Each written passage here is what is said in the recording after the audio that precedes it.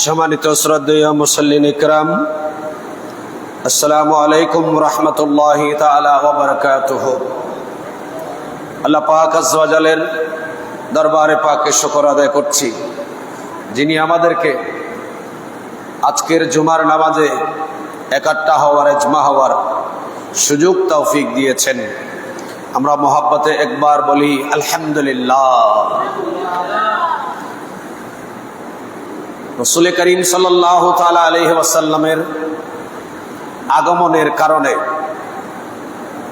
যে পুরা পৃথিবীব্যাপী পরিবর্তনের যেই ছোঁয়া লেগেছে, অর্থাৎ মানবতার জীবন এক গোত্র অপর গোত্রের মাঝে যে খানাখানি, রক্তপাত, এইভাবে সমাজনীতি, রাষ্ট্রনীতি, সমস্ত নীতিগুলা যে নৈতিকতার দায়বদ্ধতার সমাজ বিনির্মাণের যে ভূমিকা শুরু হয়েছে, আলহামদুলিল্লাহ মুসলমান জাতি হিসাবে আমরা যদি সেই ধারাবাহিকতা, আল্লাহর দেওয়া বিধান, মা আতাকুমুর রাসূলু ফাখুযুহু ওয়া মা নাহাকুম আনহু ফান্তাহু, সেই মোতাবেক যদি আমরা এখনো ফিরে আসতে পারি, আল্লাহর দেওয়া বিধান মেনে চলব, যা বর্জনীয় তা বর্জন করব, তাহলে শান্তি নিজের জীবন, পারিবারিক, সামাজিক, রাষ্ট্রীয়, আন্তর্জাতিক সব ক্ষেত্রে শান্তি ফিরে আসবে। কারণ আমার রসুল হচ্ছে মডেল। আমার নবীকে, আমার রসুলকে গবেষণা করে, আমার নবীর মুজিজাকে গবেষণা করে, আমার নবীর দেওয়া সেই মক্কার সনদ, সেটাকে সামনে রেখে মদিনার সনদ, বিশেষ করে মদিনা রাষ্ট্র যে ইসলামিক রাষ্ট্র উপহার দিয়েছে, সেই মদিনার সনদ সামনে নিয়ে পৃথিবীর মুসলমান জাতি যেমনি উপকৃত, আজ সেটাকে সামনে রেখে বিধর্মীরা উপকৃত হচ্ছে। আমরা রসুলের আদর্শ থেকে যখন পিছপা হয়েছি, আজকে আমাদের জিল্লতি, আমরা যেখানে যাই মুসলমান, আমরা অপদস্থ হচ্ছি, নির্যাতিত হচ্ছি, নিপীড়িত হচ্ছি, কারণ আমাদের কাছে যা থাকার কথা ছিল সেগুলো আমাদের কাছে আজ নেই। আমরা কথায় কথায় মিথ্যা বলছি, আমরা ব্যবসা করতে গিয়ে মানুষের সাথে ধোঁকাবাজি করছি, আমরা রাজনীতি করতে গিয়ে মানুষের জানমালের ক্ষতি করছি। আমরা যেদিকে যাচ্ছি, মসজিদে আসলে সবাই নামাজি নয়, নামাজি বেশে কিছু জোতাচোরও প্রবেশ করে। ঠিক তদ্রূপ মসজিদে যেমনি নামাজের বেশে, নামাজির বেশে জোতাচোর প্রবেশ করেছে, জোতাচোর প্রবেশ করে জোতা চুরি করে নিয়ে যায়। আজকে ঠিক একইভাবে উপরে আমরা মুসলমান, কিন্তু আমাদের ভেতরেরটা পরিবর্তন না হওয়ার কারণে আমরা মুসলমান হয়েও আজকে যে অপদস্থ, নির্যাতিত হচ্ছি। কেন? কারণ আমাদের ভেতরেরটা এখনো পরিবর্তন হয় নাই। আল্লাহর নবী পৃথিবীতে আসছেন, আমার নবী পৃথিবীতে আসার কারণে পুরা পৃথিবী পরিবর্তন। কারণ আমার নবীকে আল্লাহ এমন কিছু হুসুসিয়ত দান করেছেন, যে হুসুসিয়ত গুলা অন্য কোন নবী রাসূলকে আমার আল্লাহ দান করেন নাই। যেমন হাদিসে পাকে আসছে, বুখারী মুসলিম, ইমাম বুখারী, ইমাম মুসলিম সহিহাইন দুইটি কিতাবের মধ্যে হাদিসে পাকানা জমা করেছেন। সাইয়েদনা জাবের রাদিয়াল্লাহু তাআলা আনহু থেকে বর্ণিত হাদিস, ইনি বলেন, ওয়ান জাবির রাদিয়াল্লাহু তাআলা قال رسول الله صلى الله تعالى عليه وسلم أوتيت خمسا لم يؤتهن أحد قبلي نصرت بالرعب مسيرة شهر وجعلت لي الأرض مسجدا وطهورا فأيما رجل من أمتي أدركه الصلاة وأهلت لي المغانم لم تهل لأحد قبلي وأوتيت الشفاعة وكان النبي يبعث إلى قومه خاصة ويبعث إلى الناس عامة أو كما قال النبي صلى الله تعالى عليه وسلم চিৎকার দিয়ে বলুন সুবহানাল্লাহ। আল্লাহর নবীর জলিলুল কদর সাহাবী হযরতে সাইয়েদনা জাবের রাদিয়াল্লাহু তাআলা আনহু থেকে বর্ণিত, ইনি বলছেন আল্লাহর নবী বলেন, আমি রাসূলকে আল্লাহ পাক পাঁচটা বৈশিষ্ট্য দিয়েছেন। কয়টা? কথা বলেন বাবা, কয়টা? পাঁচটা। লাম ইউতাহুন্না আহাদুন ক্বাবলি, আমি নবীর পূর্বে এই বৈশিষ্ট্য আদম, সফিউল্লাহ, নূহ, নাজিউল্লাহ, ঈসা, রূহুল্লাহ, মূসা, কালিমুল্লাহ, দাউদ, খলিফাতুল্লাহ, এইভাবে যত নবী যত রাসূল আল্লাহ পাক পৃথিবীতে প্রেরণ করেছেন, কোন নবী কোন রাসূলকে এই পাঁচটা হুসুসিয়ত দান করেন নাই। নবী বলেন আমাকে যেই হুসুসিয়ত দান করেছেন সেই হুসুসিয়ত গুলা, এক নাম্বার হচ্ছে নুসরিতু বিররবে মাসিরাতা শাহরিন, আমি নবী আমি রাসূলকে আমার আল্লাহ সাহায্য করেন, মদত করেন। সুবহানাল্লাহ বলেন, জোরে বলেন। কখন? বিররবে, ভয়। কাফেররা যখন ভয় লাগাই, আবু জেহেল যখন নবীকে ভয় লাগাই, হযরতে উমর যখন ইসলাম ধর্ম গ্রহণ করে নাই, আমার নবীকে ভয় লাগিয়েছে মুসলমানকে শেষ করে দেব। হযরতে ওমর রাদিয়াল্লাহু তাআলা ওনার যখন বোন কোরআনে পাকের সূরা যখন তেলাওয়াত করেছে সূরা তওবা, তখন নিজের বোনকে প্রহার করেছেন, নিজের বোনের জামাতাকে প্রহার করেছেন। এরপর তরবারি নিয়ে আমার নবীকে হত্যা করার জন্য ওমর রওনা হলো। নবীকে ভয় লাগাবে, আমার নবীকে শেষ করে দেবেন, ইসলাম শেষ করে দেবেন, মুসলমান শেষ করে দেবে। হযরতে ওমর যখন ভয় লাগিয়ে তরবারি নিয়ে যখন নবীর কাছে দৌড় দিলেন, আমার নবী আমার রাসূলকে সাহাবায়ে কেরাম চতুর্দিকে ঘেরাও করে রেখেছে। সাহাবায়ে কেরাম আমার নবীকে ওমর যখন তরবারি নিয়ে আসতেছেন সবাই ঘিরে রাখলেন। ইয়া রাসূলুল্লাহ, নবী গো, ওমর আসতেছে, আপনাকে মেরে ফেলবে, আমাদেরকে মেরে ফেলবেন, এখন আমরা কই যাব?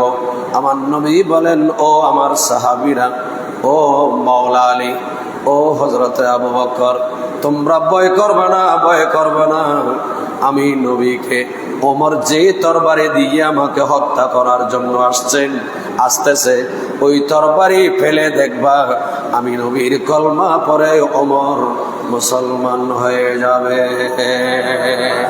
আল্লাহুম্মা সাল্লি আলা দিনা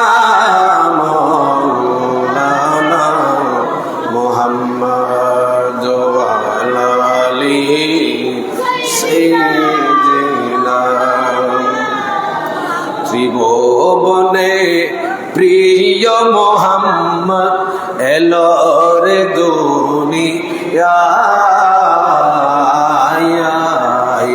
সাগর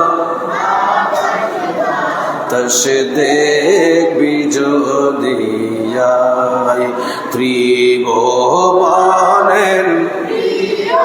মোহাম্মদ এলো রে দুনিয়ায়, সাগর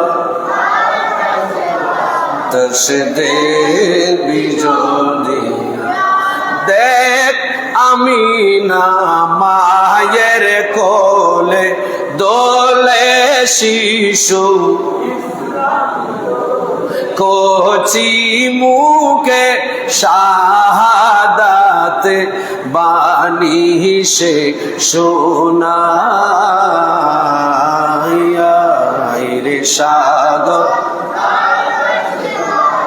সে দেখবি যদি ত্রিভুবনের মোহাম্মদ এলো রে দুনিয়ায় রে সাগর সে দেখবি আজকে যত পাপিও তাপি, ঠিক না? আজকে যত পাপিও সব গুনাহে পেল মাফি, দুনিয়া হতে বেইনসাফি জুলম নিল বিদায় রে সাগর বাতাস দেখবি যদি ত্রিভুবনের প্রিয় মোহাম্মদ এলো রে দুনিয়ায় রে সাগর বাতাস দেখবি যদি সালাতুন ইয়া আলাইকুম। আজকে যত পাপিও তাপি সব গুনাহে পেল মাপি। আমার নবী পৃথিবীতে আসার সাথে সাথে শান্তির বাতাস, মানবতার জীবন, সামাজিক জীবন এত জঘন্য ছিল, মানুষের ভেতর খুন খারাপি, এক গোত্র অপর গোত্রের সাথে বছরকে বছর দাঙ্গা হাঙ্গামা লেগে থাকতো। আমার নবী আমার রাসূল পৃথিবীতে আগমন করার সাথে সাথে একটা মেসেজ এসে গেছে মানবতার জীবনে। সেটা কি? সেটা হচ্ছে মানবতার জীবন স্বাধীনতা লাভ হয়েছে, মানবতার জীবন স্বাধীন হয়েছে। বিশেষ করে যারা মহিলা মা বোন, তাদের পৃথিবীতে বেঁচে থাকার অধিকার ছিল না। আল্লাহর ঘর হানায়ে কাবার পাশে হেরমে পাক এখন বড় করা হচ্ছে, হেরমে পাক বর্ধিত করা হচ্ছে। নতুন হেরমের পাশে যেটার নাম আব্দুল্লাহ হেরম, এটার পাশে এক নাম মকবরা আছে, কবরস্থান আছে। এই কবরস্থানে ওই কবরস্থান স্বাভাবিক কবরস্থান নয়। এই কবরস্থান স্বাভাবিক আমাদের বাংলাদেশ চট্টগ্রামের মতো স্বাভাবিক কবরস্থান নয়। ওই কবরস্থানের নাম মাকবারাতুশ শিবিকা। এই মাকবারাতুশ শিবিকায় কবরস্থানে স্বাভাবিক মানুষকে দাফন করা হতো না। এটা মাত্র সবে মাত্র কন্যা শিশু যারা ছিল জাহেলিয়াতি যুগে, যে বাবা ছেলে সন্তান, যে বাবা মেয়ে জন্ম দিয়েছেন, আর যে মা রেহেম থেকে মেয়ে সন্তান কন্যা সন্তান ভূমিষ্ঠ করেছে, একেবারে জীবিত কন্যা সন্তানকে নিয়ে গিয়ে এই কবরস্থানের মধ্যে জীবদ্দশায় কবরের ভেতর গর্তের ভেতর ঢুকিয়ে দেওয়া হতো। চিৎকার দিয়ে বলুন না নাউজুবিল্লাহ। মা বোনদের, মহিলাদের পৃথিবীতে বেঁচে থাকার অধিকার ছিল না। যদিও যারা বেঁচে থাকতো,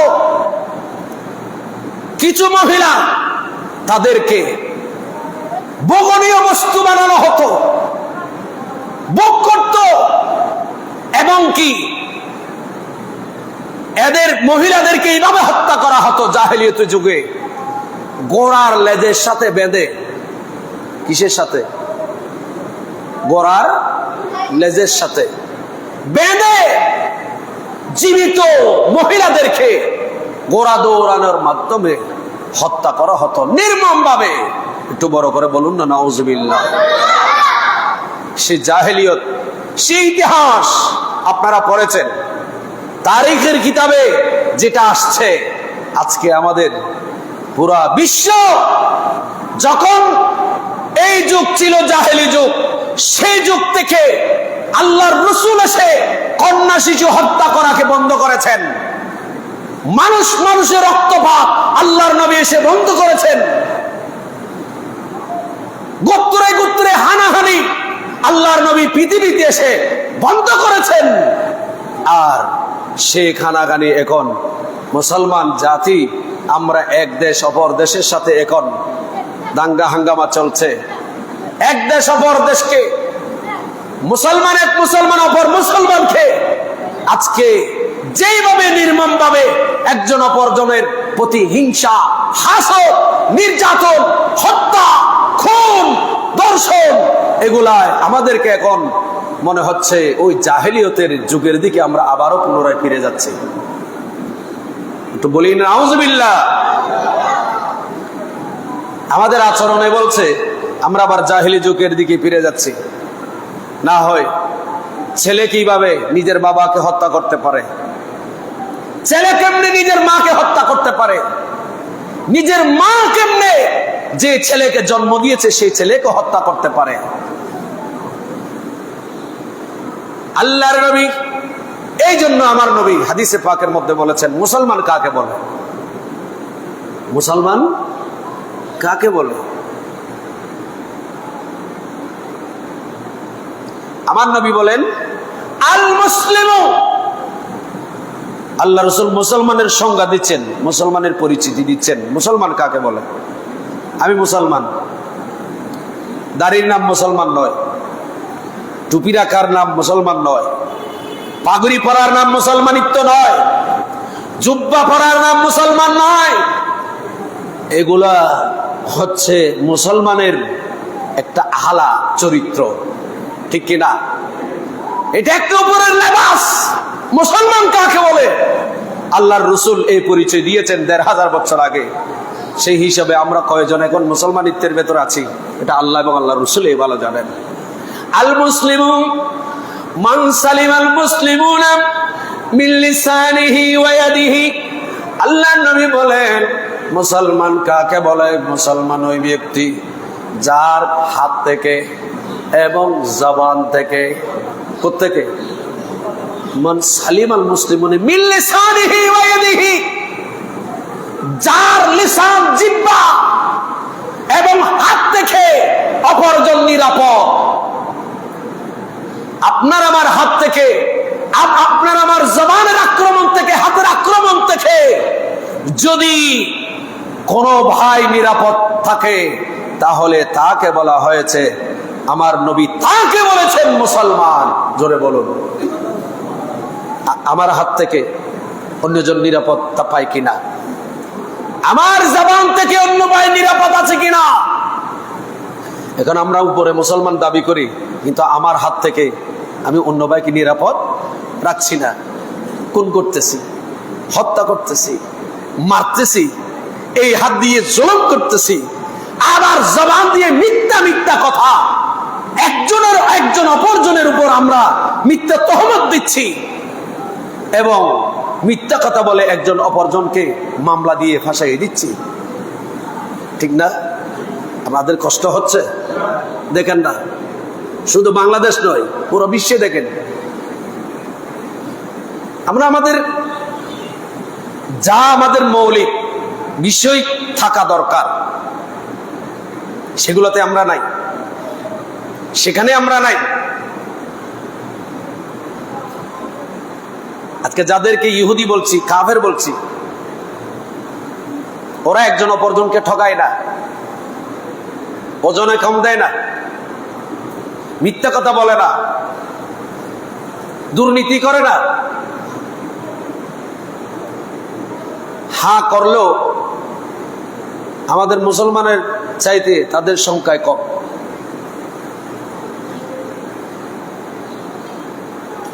এই জন্য কিয়ামত অতি কাছে। আমার রাসূল বলেছেন কিয়ামতের আগে খুন খারাবি বেড়ে যাবে, খুন খারাবি বেড়ে যাবে। কিয়ামতের আলামত গুলোর কিছু আলামত হচ্ছে খুন খারাবি বেড়ে যাবে।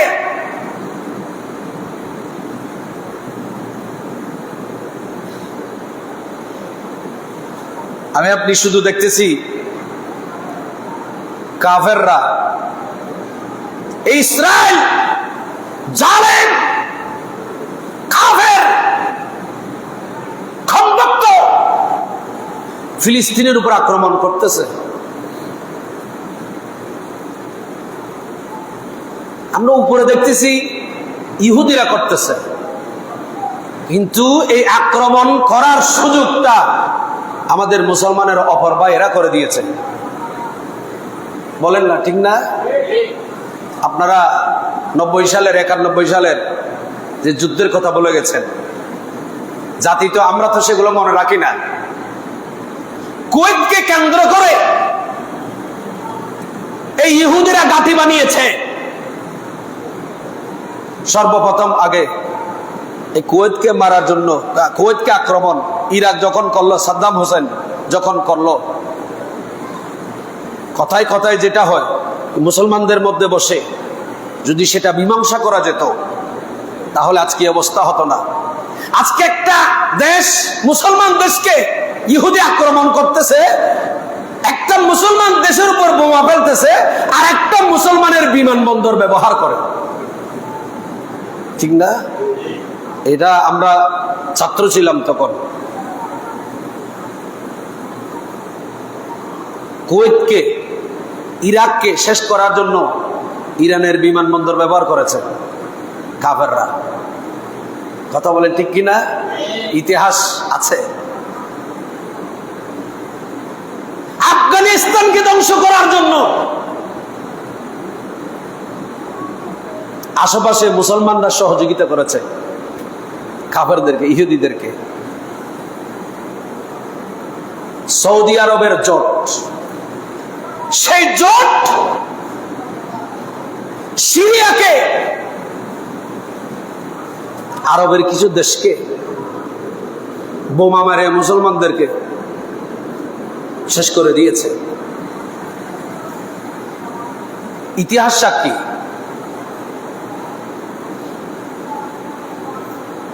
আল্লাহ বলেন হাসরের ময়দানে, বান্দা তোমার এই হাত দিয়ে আমি কথা বলাবো।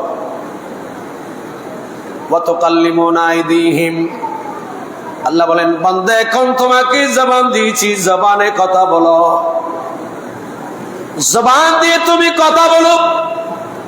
তোমাকে দুইটি পন্থা দিলাম, সত্য বলো বা মিথ্যা বলো, যেটাই বলো তুমি জবান দিয়ে। হাসরের ময়দানে তোমার জবান আমি আল্লাহ বন্ধ করে দেব। আল-ইয়াওমা নাখতিমু আলা আফওয়াহিম ওয়া তুকাল্লিমুনা আইদিহিম, বান্দা তোদের জবান আমি কুদরতের ব্যবস্থাপনায় বন্ধ করে দেব। ওয়া তুকাল্লিমুনা আইদিহিম, আমি আল্লাহ তোমাদের এই হাত, যে হাত আজকে মানুষ খুন করতেছ, একজন অপরজনের উপর নির্যাতন করছ, এই হাত দিয়ে আমি আল্লাহ কথা বলাবো। চিৎকার দিয়ে বলুন সুবহানাল্লাহ। ওয়া তাশহাদু, আল্লাহ বলেন সাক্ষী বানাবো। সাক্ষী দেবে কে? আরজুলাকুম, তোমাদের পা, তোমাদের এই পা, তোমাদের এই পাকে আমি আল্লাহ সাক্ষী বানাবো।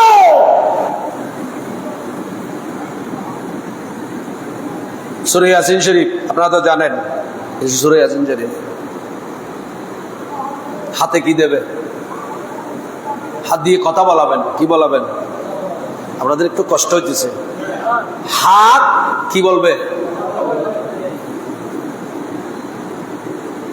এই হাত যদি কথা বলতো, এই হাত যদি দুনিয়াতে কথা বলতো, আমরা এই হাত নিয়ে ঘর থেকে বের হতে পারতাম না, বের হতে পারতাম। এই হাত দিয়ে যে অন্যায় করা হচ্ছে, জুলুম করা হচ্ছে,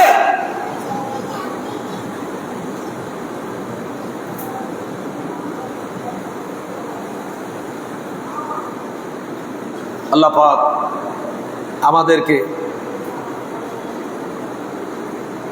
কিয়ামতের ভয়াবহ পরিস্থিতিগুলো থেকে আমাদেরকে হেফাজত করুন।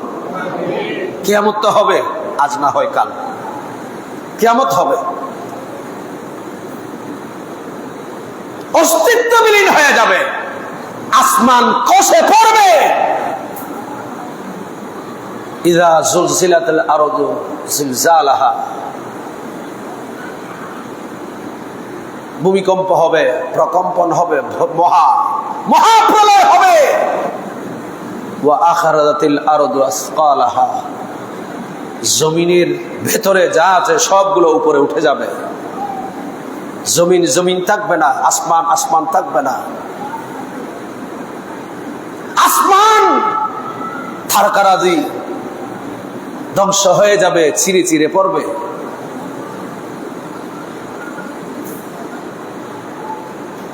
ওই হাসরের ময়দান, সেই ময়দানে আল্লাহ পাক সবাইকে একত্রিত করবেন, সবাইকে একত্রিত করবেন।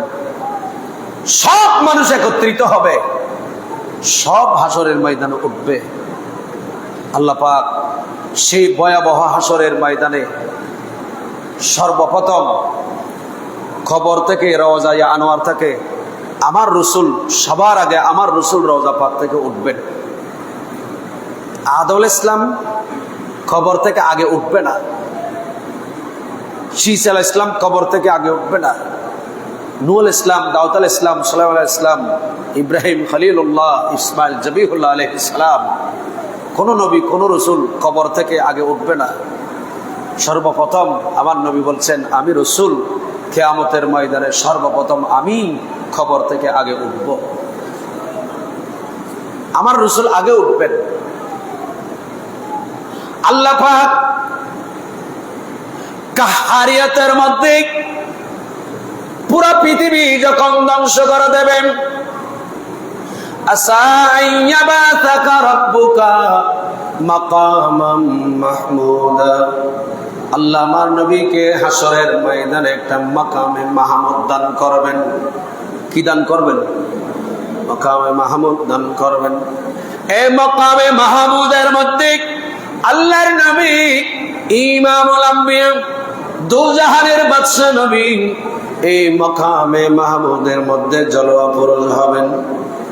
তখন আল্লাহর নবী ওই ময়দানে মাহশরের মধ্যে, মাকামে মাহমুদে, ময়দানে মাহশরে আল্লাহর কুদরতে আদালতের সামনে গিয়ে আমার নবী আল্লাহর কুদরতের আদালতের সামনে গিয়ে দাঁড়াবে। দাঁড়িয়ে আমার নবী আমার রাসূল আল্লাহর দরবারে সিজদায় পড়বে। আল্লাহ, তুমি আমাকে যখন পৃথিবীতে পাঠিয়েছিলে 570 খ্রিস্টাব্দে মা আমিনার জিন্ন কুটিরে, আমি নবী যখন দুনিয়াতে তাশরীফ নিয়ে গিয়েছিলাম, মক্কা শরীফে যখন আমি নবীর আগমন হলো, আল্লাহ আমি রাসূল আমি নবী সর্বপ্রথম দুনিয়ায় গিয়ে সিজদায় পড়ে রব্বি হাবলি উম্মতি বলে বলে আমি নবী কেঁদেছি। আমি নবী যখন রওজা পাকে, আমি নবীকে যখন মাকবারা কবরে আনোয়ার রওজা শরীফে যখন ঢুকায় দিল, আমি নবী তখন রব্বি হাবলি উম্মতি উম্মতি করে করে আমি নবী কাঁদছিলাম। আল্লাহ আজকে কিয়ামতের ময়দান, ও মাওলা, আদম থেকে ঈসা নবী পর্যন্ত সমস্ত নবী রাসূলের উম্মত সবাই নফসি নফসি নফসি নফসি করছে। আল্লাহ, সূর্য একেবারে 12টি সূর্যের তাপ একটা সূর্যতে হবে, সূর্য একেবারে অতি কাছে চলে আসবে। আজকে সূর্য 9,30,00,000 মাইল দূর থেকে এইভাবে আলো দিচ্ছে, তাপ দিতেছে, যে তাপের কারণে আমরা শরীর থেকে আমাদের শরীর থেকে বেটকে দিয়ে পসিনা গাম বের হচ্ছে, এর চাইতে আরো কোটি গুণ বেশি ময়দানে মাহশরে গাম বের হবে। কেহ ওখানে সাঁতার কাটবে, সবাই নফসি নফসি করবে। আল্লাহর নবী আল্লাহর কুদরতের সামনে গিয়ে সিজদায় পড়বে। আল্লাহ দুনিয়াতে গিয়ে সর্বপ্রথম তোমার গুণকীর্তন সিজদায় পড়েছি, খবরে এসো আজ ময়দানে মাহশর আল্লাহ তোমার দরবারে আমি নবী সিজদায় পড়ে গেলাম। চিৎকার দিয়ে বলুন সুবহানাল্লাহ। আল্লাহর কুদরতের, আল্লাহর যে রাগ, আল্লাহ পাক যে কাহারিয়তের মধ্যে আসবে, সেটা একমাত্র নাতিশীতোষ্ণ করার জন্য আমার নবীর, আমার রাসূলের সিজদা ময়দানে মাহশরে। জোরে বলুন। এখন তো আমরা সিজদায় বেশিক্ষণ থাকি না। এখন আমরা নামাজ পড়লে আমাদের নামাজে মনে হবে যে যেমন যেমন ওই কুকুরে গা কি বলে যে মোরগ মুরগি যেমন আদার খায়, খাদ্য খায়, আমাদের সিজদাগুলোর অবস্থা এরকম। একটা কথা মনে রাখবেন, আল্লাহর দরবারে বান্দা যখন সিজদা দেয় আল্লাহর কুদরতি কদমে, কোথায় সিজদা? আমরা যে নামাজ পড়ি সিজদা দিই, আপনি মনে করবেন না এটা মসজিদে গরিব নামাজে দিচ্ছি, টাইলসের উপর আমি সিজদা দিতেছি। আপনাকে নামাজ পড়ার সময় মসজিদে পড়েন, ঘরে পড়েন, আপনার ইবাদতখানায় পড়েন, যেখানে পড়েন সিজদা যেখানে দেবেন, আপনাকে মনে এরাদা খেয়াল আরজু এটা রাখতে হবে, আমি সিজদা টাইলসের উপর নয়, সিজদা জায়নামাজে নয়, সিজদা জমিনে নয়, আমি আমার কপাল রাখতেছি আল্লাহর কুদরতের কদমে। আমাকে আপনাকে খেয়াল রাখতে হবে, আমি আমার কপালকে সিজদা দিতেছি কোথায়? আল্লাহর কুদরতের কদমে। নামাজের যখন নিয়ত করবেন হুজু আসতে হবে, আমার সাথে দুনিয়ার সাথে আর কোনো সম্পর্ক নাই, আমি এখন শুধুমাত্র আল্লাহকে রাজি করার জন্য নামাজের নিয়ত করেছি। হুজু থাকতে হবে, নামাজের ভেতর আবুল তাবুল। এই জন্য নামাজ শুরু করার আগে ইস্তেগফার পড়ে নেবেন, নামাজে দাঁড়ানোর আগে ইস্তেগফার পড়ে নেবেন, শয়তান যেন কাছে আসতে না পারে। এরপরে শয়তান ওয়াসওয়াসা দেবে। শয়তান নামাজের বাহিরে থাকলে শয়তান যেমন, নামাজের ভেতরে থাকলে তার পাওয়ার আরো বেড়ে যায়। কি কমে যায় না বেড়ে যায়?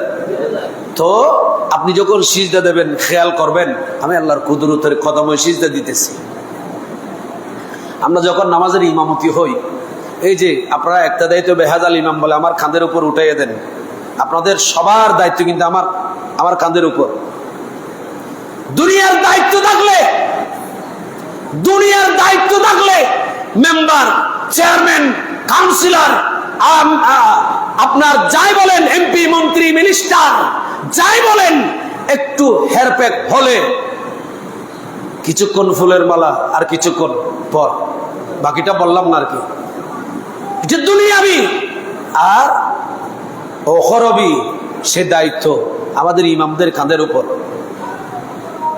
এই জন্য আমরা ইমামতি করার সময় খুব সাবধান, খেতাবতের দায়িত্ব নিতে খুব সাবধান, কারণ এতগুলো মানুষের দায়িত্ব, এতগুলো মানুষের ইবাদত আল্লাহর দরবারে পৌঁছিয়ে দেওয়া স্বাভাবিক বিষয় নয়। দুনিয়াতে কার দায়িত্ব কে নেবে? এখন জামানা এমন এসে গেছে ভাইয়ের দায়িত্ব নিতেছে না। তিনি কথা বলেন না কেন? দুনিয়া এমন হয়েছে নিষ্ঠুর, স্ত্রীর দায়িত্ব স্বামী নেবে বলে আগ্রহ করেছে, কিন্তু অনেক স্বামী পালিয়ে গেছে স্ত্রীর দায়িত্ব না নিয়ে। আছে না? বলেন না দুনিয়ার দায়িত্ব আরগুলো বাতে দিলাম। যে ছেলে মেয়েকে মা বাবা কষ্ট করে লালন পালন করেছে, সেই ছেলে বড় হয়ে মা বাবার দায়িত্ব পালন করতেছে না, লক্ষ কোটি আছে। কথা বলেন, আছে না? সেখানে সব দায়িত্ব আমাদের কাঁধের উপর। এই জন্য এই জায়গায় দাঁড়াতে, দায়িত্বগুলো নিতে খুব সাবধানতার সাথে খেয়াল করবেন। আমি আল্লাহর কুদরতের কদমে আমার কি সর, আমার মাথা, আমার কপাল ঝুঁকিয়ে দিলাম। সেখানে একটু বেশি দীর্ঘক্ষণ সময় দেওয়ার চেষ্টা করবেন। যত সিজদাতে সময় যত বেশি দেবেন, আপনার উপর আল্লাহর অসন্তুষ্ট, আল্লাহ পাক আপনার উপর অসন্তুষ্ট থাকলো। আপনি যখন আল্লাহর কুদরতের কদমে সিজদা দেবেন, আমার আল্লাহ পাক ফেরেশতাদেরকে বলবে, ফেরেশতা যাও আমার বান্দা গুনাহ করেছে, পাপ করেছে, জুলুম করেছে, অন্যায় করেছে, মিথ্যা বলেছে, সুদ খেয়েছে, ঘুষ খেয়েছে, অন্যায় করেছে, দুর্নীতি করেছে, বান্দা যখন সিজদায় পড়ে, আমি আল্লাহর একাগ্রতা চিত্তে বান্দা যখন সারেন্ডার হলো, যাও ফেরেশতা আমি বান্দার গুনাহ মাফ করে দিলাম।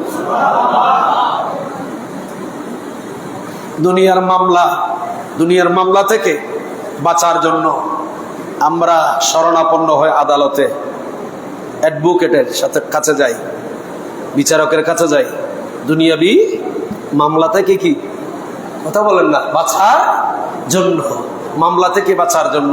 সেই মামলা রিয়েলি হোক বা আনরিয়েলি হোক, সত্য হোক বা মিথ্যা হোক, বাঁচার জন্য দুনিয়ার আদালতে যায়।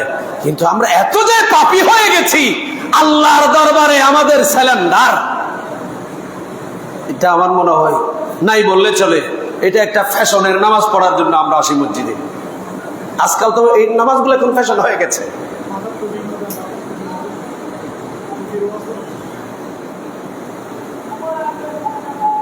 কি বলবো, স্কুলের ড্রেস বাধ্যতামূলক, পরে না গেলে, ইউনিফর্ম পরে না গেলে চাকরিতে ঢোকা যায় না, স্কুল কলেজ ইউনিভার্সিটিতে ঢোকা যায় না। আল্লাহ রাসূল মুসলমানদের একটা নিশানা দিয়েছে, যদি এটার নাম টুপির নাম ইসলাম নয়, বাড়ির নাম ইসলাম নয়, এরপর আল্লাহর নবীর একটা সুন্নাহ, এটা সুন্নাহ হিসাবে আমাদেরকে নিশানা দিয়েছে। আমাদের মাথায় টুপি নাই, এবং কি মসজিদে আসতেও নাই। শুক্রবার এমনি তো পুরো সপ্তাহে না নাই, শুক্রবারও নাই। আরে টুপি নয়, টুপি তো মাথার উপরে জিনিস, যেটা 70 টাকা সেটাও তো নাই। আমি কোন বিষয়ে ওয়াজ করব বলেন, কোন বিষয়ে ওয়াজ করব? পোশাকের ঠিক আছে, আমাদের মেয়েদের কথা তো বললাম না, এরা তো মসজিদে আসে না, এরা ঘরে নামাজ, ঘরে পড়লে নামাজ এদের জন্য সওয়াব বেশি। আমরা আপনাদের কথা বলবো, আমার ভাইদের কথা বলবো, আমাদের পোশাক ঠিক আছে? হ্যাঁ, অনেক ভাই রুকুতে যাবে, এমন ফ্যান পড়ছে আল্লাহর রহমতে, তার পেছনে যিনি আছেন তিনি রুকুতে যাওয়ার পর দেখা যায় তার পেছনের পাছা দেখা যায়। অনেক সময় টেম্পুতে দেখবেন এইভাবে ধরেছে, শার্ট পরেছে বা প্যান্ট গেঞ্জি পরেছে, এভাবে ধরার কারণে ফ্যান এত নিচে নেমে গেছে যে নামাজ যেমন ফরজ, একজন মুসলমানের জন্য পর্দা করা ফরজ। কি করা? 70 টাকা ফরজ। নামাজের ভেতরে বাইরে 13 ফরজ আছে। কয় ফরজ? এই বাবা এদিকে তাকান, কয় ফরজ? নামাজের ভেতর বাইরে কয় ফরজ খবর আছে? আমি যদি এখানে যদি বলি এই 13 ফরজ কে বলতে পারবেন? আমার তো মনে হয় 2-4 জন ছাড়া বলতে পারবে যে নামাজের ভেতরে বাহিরে যে 13 ফরজ। সেখানে 13 ফরজের ভেতর একটা ফরজ হচ্ছে শরীর ঢাকা। তো শরীর কি দিয়ে ঢাকবেন? কথা বলে না, পোশাক দিয়ে শরীর ঢাকবো।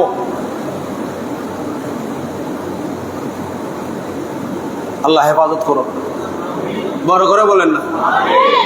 আমি আমার ভাইদেরকে অনুরোধ করবো, না জানি এতদিন যা করেছেন আল্লাহর দরবার তওবা করবেন।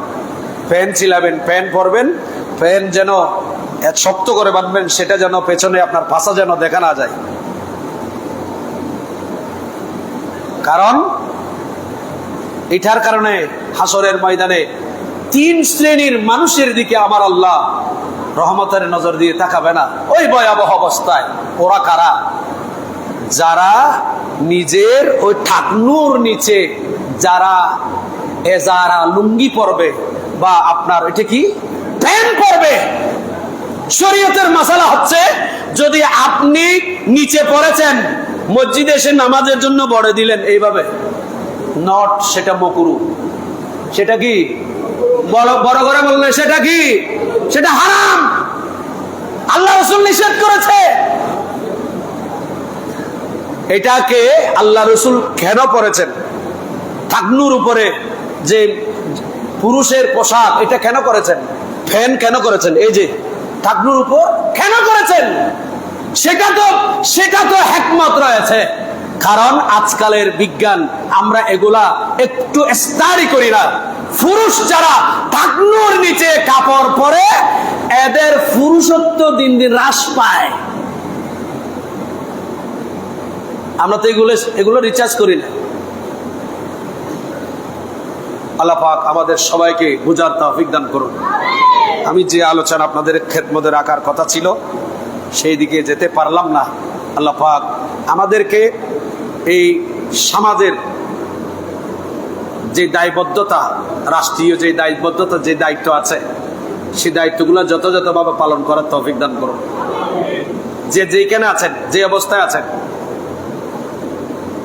আমি আপনাদেরকে অনুরোধ করব, সবাই দেখতে পাচ্ছেন, খবরের কাগজে দেখতে পাচ্ছেন, নিজে দেখতে পাচ্ছেন যে খুন খারাপি, মারপিট। আমি অনুরোধ করব আপনাদেরকে, কোনো অপরাধী থাকলে সে অপরাধের জন্য আমাদের দেশে আদালত আছে, আইনের লোক আছে, আইনের লোক আছে। আপনার একটা জিনিস হারিয়ে গেছে বা আপনি যার জন্য আপনি সেখানে আপনার জানমালের নিরাপত্তা নাই, আপনি সেখানে আপনি আইনের দ্বারস্থ হন।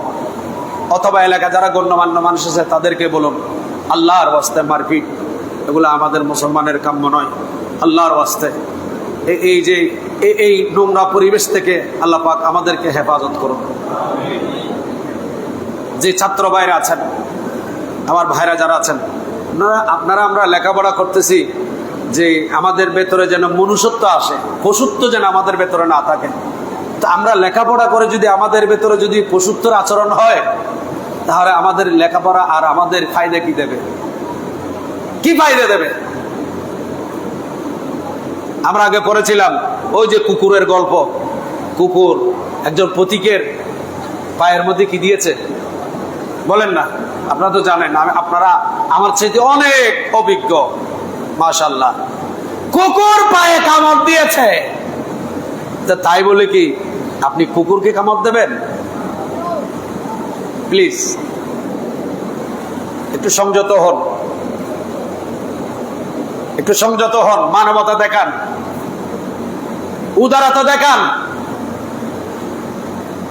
ইসলামের প্রথম যুদ্ধ বদরের যুদ্ধ, সে যুদ্ধে 70 জন কাফের বন্দী হয়েছে। আল্লাহ রাসূল সাহাবীরা চাইলে সেই 70 জন কাফেরকে টুকরা টুকরা টুকরা টুকরা করে ফাঁকিদের তাদের গোশত খাওয়াতে পারতেন। আমার রাসূলের আদর্শ সেটা না। আমার নবী এদেরকে মুক্ত করে দিয়েছেন। কিছু যাদের থেকে জিজিয়া ট্যাক্স নিয়ে, মুক্তিপণ নিয়ে, তাও নিয়েছিলেন ইসলামকে সফল করার জন্য, বাইতুল মালকে সফল করার জন্য, তাও করেছেন, না হয় করতেন না। আমার নবী এদেরকে মুক্ত করে দিয়েছেন, যাও তোমাদের মাফ করে দিলাম।